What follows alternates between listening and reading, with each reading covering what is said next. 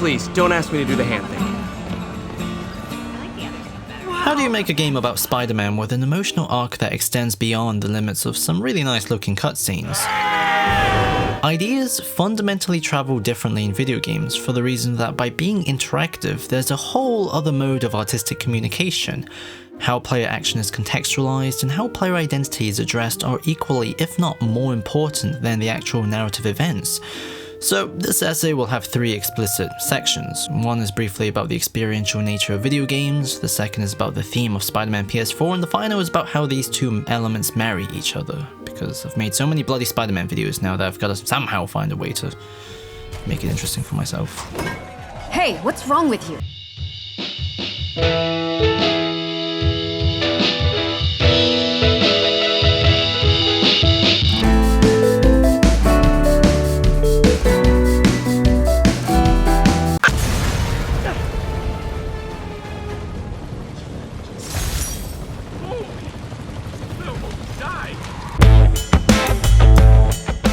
So what's the difference between video games and movies? Well, apart from not being able to scratch your nuts during the action scenes, I would argue it's the staging, because even if the story is linear and doesn't change from your choices or agency, the player isn't experiencing it as an audience member, but as an actor. It's one of the reasons why people often positively distill games like the Batman Arkham series with the mantra, "It really makes you feel like Batman." Because even if the same story was told through another medium with absolutely no changes, what made the experience special was the moment-to-moment involvement from the player. As Ian Bogost said, arguments are not made through the construction of words or images, but through the authorship of rules of behavior, the construction of dynamic models. He called this procedural rhetoric because the experience itself is the game's argument, not just the written plot. On Osborn's campaign office. For example, what identity the player is assigned to, the established rules, the limitations, and what goals are given, they're all systemic claims that shape what the game is about. Stuff like, can you interact with characters beyond the context of violence? Is the violence itself playful or disturbing?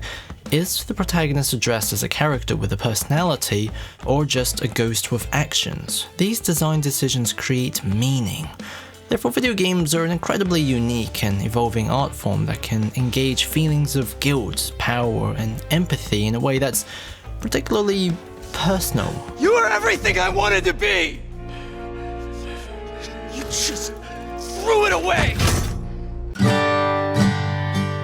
The central theme of Marvel's Spider-Man is about moving forward. We open with the end of a familiar status quo. Kingpin's criminal regime falls. I'm the one who kept order in this city!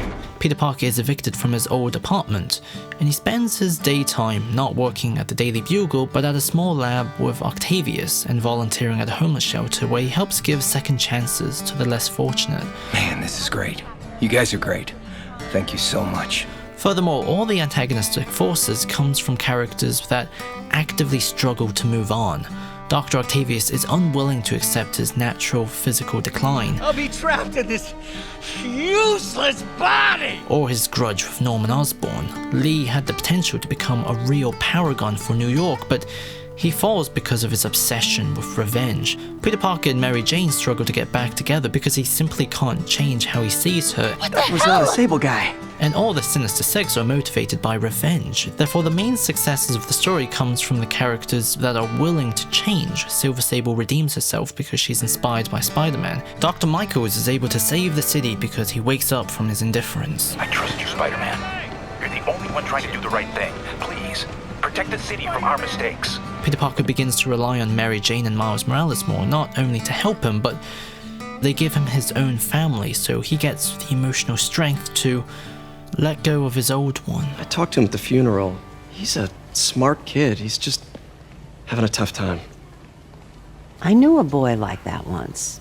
This is a Peter Parker that doesn't make a deal with Mephisto or is trapped as a boy forever. Spider-Man, in quotation marks, as a form of social responsibility is not a burden to him. Instead, it liberates him for the reason that Peter Parker is only concerned with his conscience. He's never oppressed by the unflattering consequences of his life. Being homeless, having no money are never emotional obstacles because his self-esteem is not measured by guilt, grief, or his insecurities, but his hope and his good heart. Get this guy checked for dementia, Pete. I'm crushing him. Well, the important thing is having fun. Therefore, Peter Parker has access to a whole other emotional world of freedom that his enemies simply don't understand.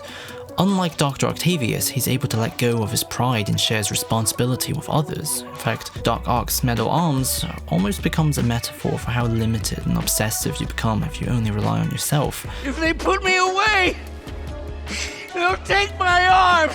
You have to learn to swallow that Parker pride and accept that you're human, like the rest of us. You do what you think is best, Doc. It's all any of us can. As a result, the story begins with change and it ends with change, because this was a story about growing up and filling in the space left behind by those who leave. He's right.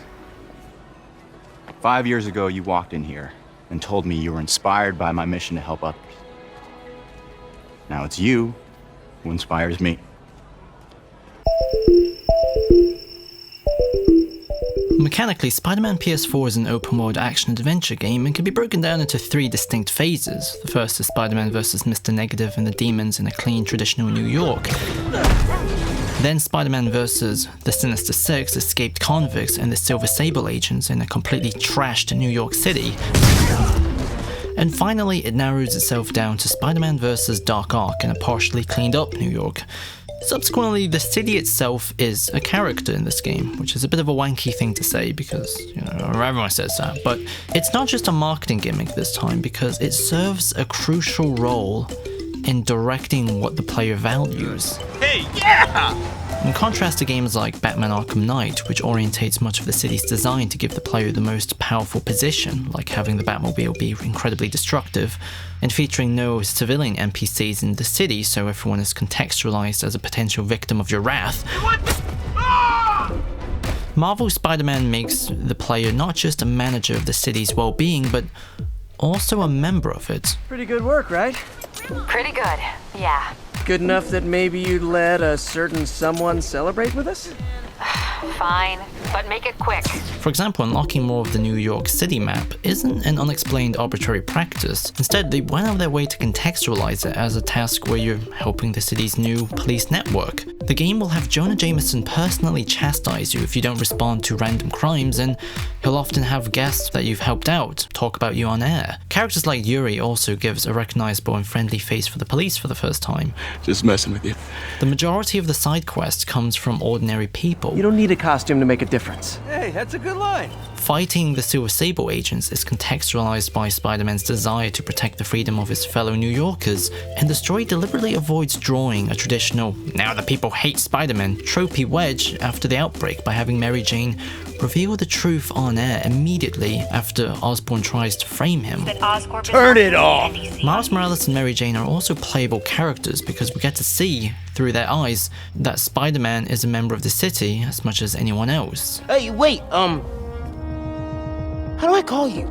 As a result, the game incentivizes empathy and places both narrative and contextual value to Spider-Man's membership to his community, as opposed to structuring it where punching fools is the main motivator for player action. Therefore, these little details and systems contribute back to the overarching theme of moving forward, because the city itself is developing.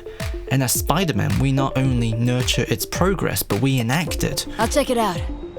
Thanks, Spider Guy. Spider-Man's satisfaction is our satisfaction. When his enemies become more powerful, so do we, and as we follow his conscience, his love for the city becomes our love. So when Doc Ock espouses his superior values, it strikes a particular nerve. We have to do what's best for those beneath us, whether they understand it or not. No, you're wrong! Or when Peter Parker is unable to use the anti-serum on Aunt May because it will let the city die. It feels right because it's a choice that's consistent with everything we've done. The community comes first. I don't know what to do. Yes, you do. Spider-Man PS4 isn't a particularly groundbreaking game, but it's so consistently designed that the whole is more than the sum of its parts, because the player is not just Spider-Man, but Peter Parker, but not just Peter Parker, but a member of New York.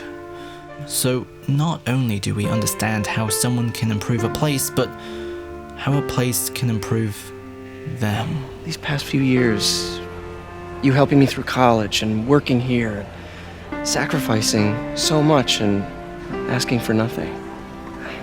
I just wish there were more people like you in the world. So yeah, it's a cool game.